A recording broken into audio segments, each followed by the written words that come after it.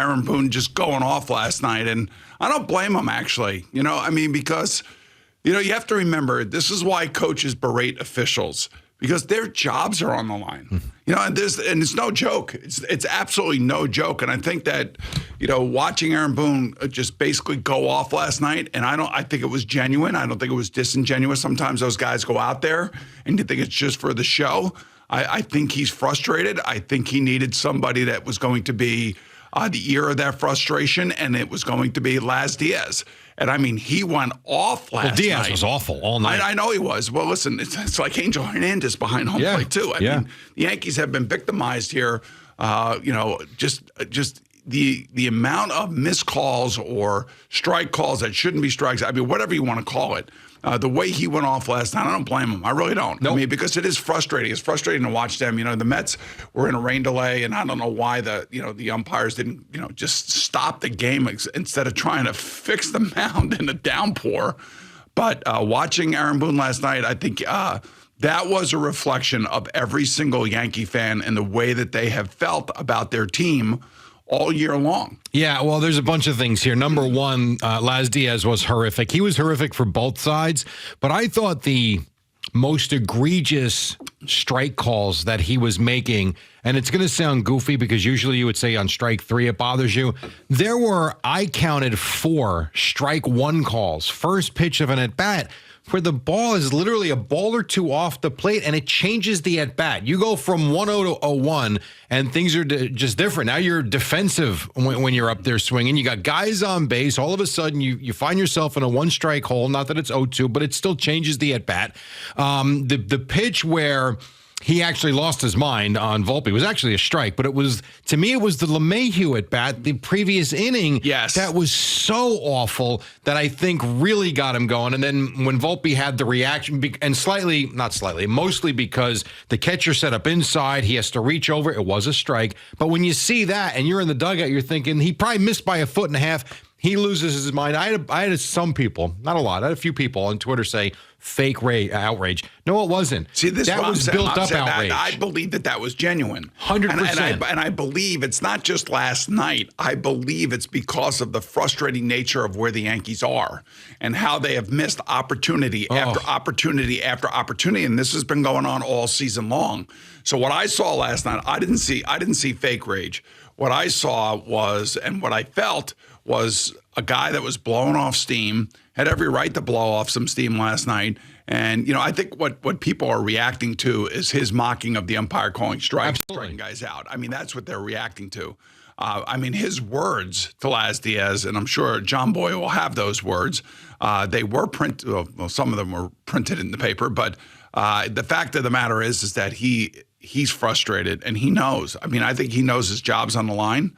Boomer, you can see it in his face. I know, and I feel bad for guys like this. I don't ever want to call for jobs and things of that nature. It's not what I'm all about, unless, of course, I see total mismanagement or, the Phil Jacksons of the world or the Isaiah Thomases of the world, or even, sometimes, Luis Rojas, and you can see that these certain guys in positions just aren't, built for that position and shouldn't be built for that position, and shouldn't be in the position that they're in.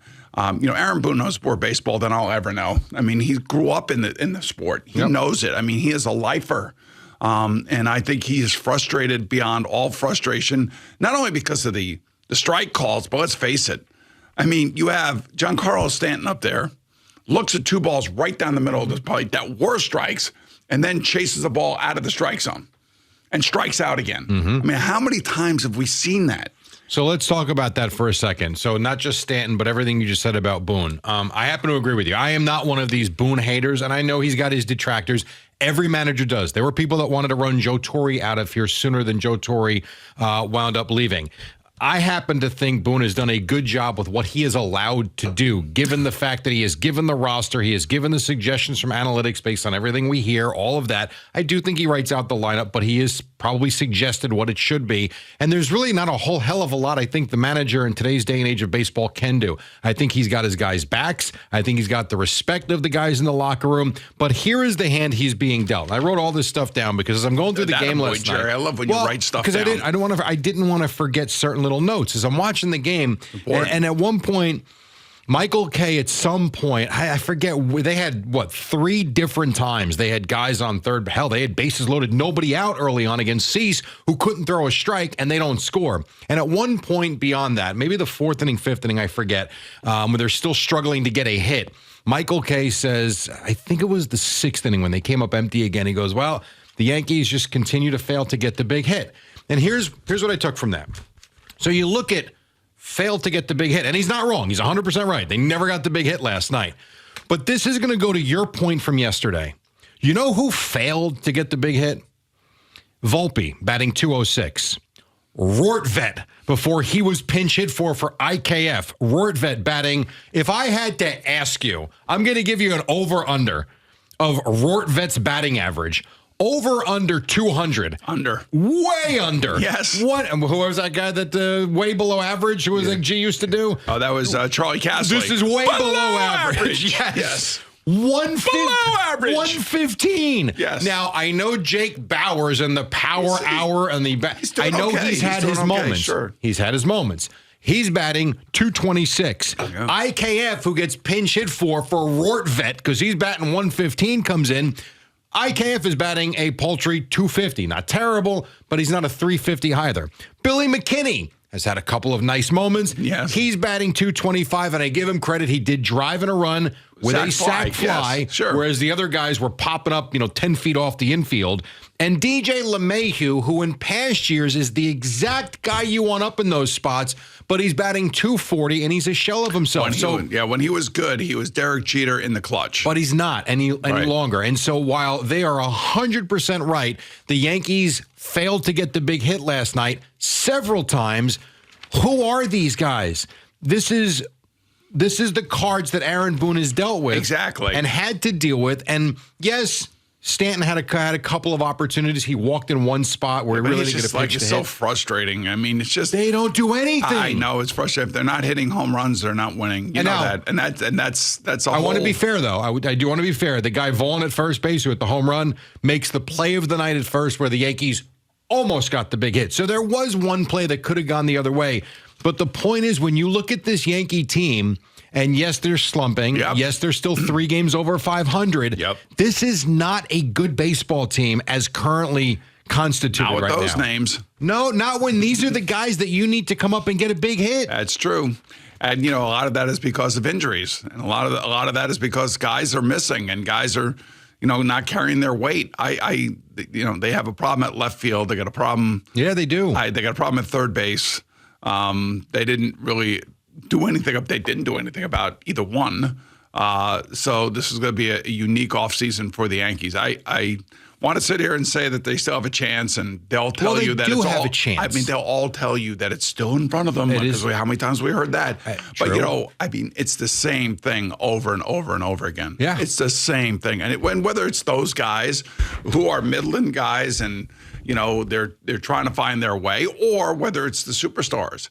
And it's unfortunate because Aaron Judge is back now. And, you would like to have thought that, he was going to elevate everybody around him. And unfortunately, that has not taken root. It takes time. That's the problem. You see that with Stanton. You see it with Judge. You see it with a lot of guys coming back from injury.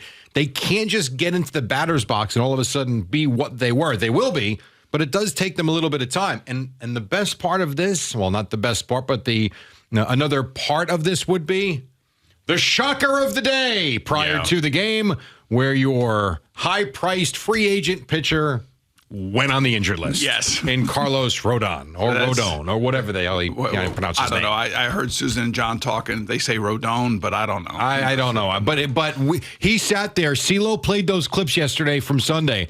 I'll do whatever they need. I'm good. They wanted to be cautious. Well, you know what? You actually have a little bit of a hamstring strain, and now you're out. Well, the good news is you got 5 more years of him, and he can turn it around. That's what you're hoping. All right, so let me ask you this. I'm like you. I'm not a proponent of sitting here and calling for people's jobs. I don't care to do that. I don't want to do that. I think that sucks. But these guys make a lot of money, and the results are what matter. And right now, the results aren't there. Jerry, you get hung up on money all the time. When you look, how so? You always talk about money. Well, when guys get paid a lot of money and they aren't earning it, yes, I do. I know, but you do talk a lot about money. No, I don't. No, yeah, you do. Okay. Guys, do you think that he talks a lot about money? Care. cash, cash, give me cash. There See, you go. I told you. Well, that was Russell Westbrook. I wanted money. Well, he wanted money and he got money. He was throwing me fish, if you remember. Exactly. So when you look at this team, Yes. and I happen to agree with you with Aaron Boone. I think I thought that was genuine. they're doing, yes, 100%, and I do think that he's got the respect of the players. You look at the construction of the team, and now this goes to the top, and this goes to Brian Cashman, and it goes to Hal Steinbrenner. Now, there are two ways you build teams, or really three ways. You build from the ground up, you basically go out and buy a team, or you build from the ground up and then you add to the team via free agency All and right, trade. so Garrett Cole and Aaron Judge, they one they bought and one they developed and paid. Correct. Stanton, Gleyber you're Torres, stuck they with. trade. Well, that's the problem. Torres they traded for, and he's probably been their most consistent player this year. He's been good, not great. I don't even know if he's been good. He's been okay. But he's been their most consistent player because he's been there, like Anthony Volpe has been there. But Anthony Volpe, much like Greg Beatty, who I told you they were going to send down. Oh, Brett Beatty did get sent down. I was going to actually say, I meant to text you yesterday when I saw that. Yeah. Someone was listening to you. Yes. That was hours after you said it's time to head back to the minor leagues. Yes. So what do you do if you're and forget about what do I do if I'm the Yankees? I just there's nothing you can do right now other than play out the rest of the season and hopefully catch a hot streak here in August and September and then see where it happens and maybe you get into the playoffs. And even if you do get into the playoffs, I don't think any Yankee fan has any real confidence that they can do anything. But, quite frankly, if you have Garrett Cole on the mound in a wild card game, you should win that game. Sure, but are you going to win a series with just Garrett Cole? Especially if you play Minnesota. Yes, but are you going to win a series if Garrett Cole is really the only guy you trust? Well, the thing about it is Nestor Cortez is back. And then what? And then what? Clark Schmidt, I guess. These other guys that maybe by the time that happens, if it does happen, maybe it's Rodon because Severino, I don't know where his head is at. He's completely shot right now. He's been brutal. And this goes to show you, Severino's been around for a while. And I've often told you guys that, even the guys that have been around for a while and have had major success can at times completely go into a mental funk. Sure. And, what he needs, to me anyway, he would need a sports therapist. He needs to sit down and talk to somebody and find out why he feels the way he does and why things are happening on the mound. And he needs to look at a lot of video. And I know I would not put him back out there for his next couple starts, but they may not have they have an arms problem right now. Right. They don't have an opportunity to make a change. That's the problem.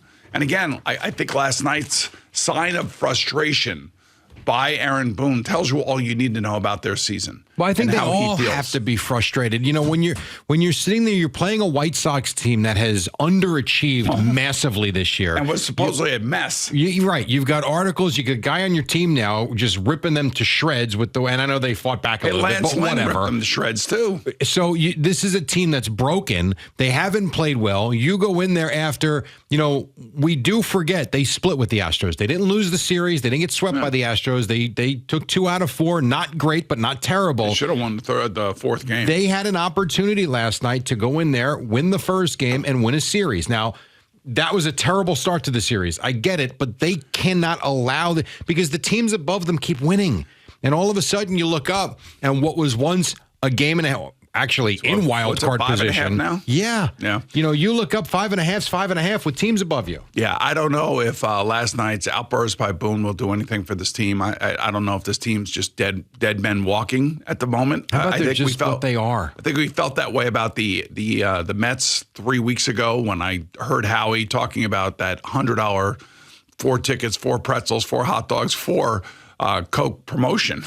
As soon as I heard that, I said, "But they're selling off." Well, because they're not getting people to come to the stadium. And they did. Stadium. And and we'll get to the Mets at some point this morning. But I was annoyed last night when the beginning of the broadcast they're talking about how the Cubs and Mets were in the same exact position on July 1st or July 2nd, whatever it was. One team actually won some games and got themselves back in the race. The other team just played mediocre baseball and did nothing.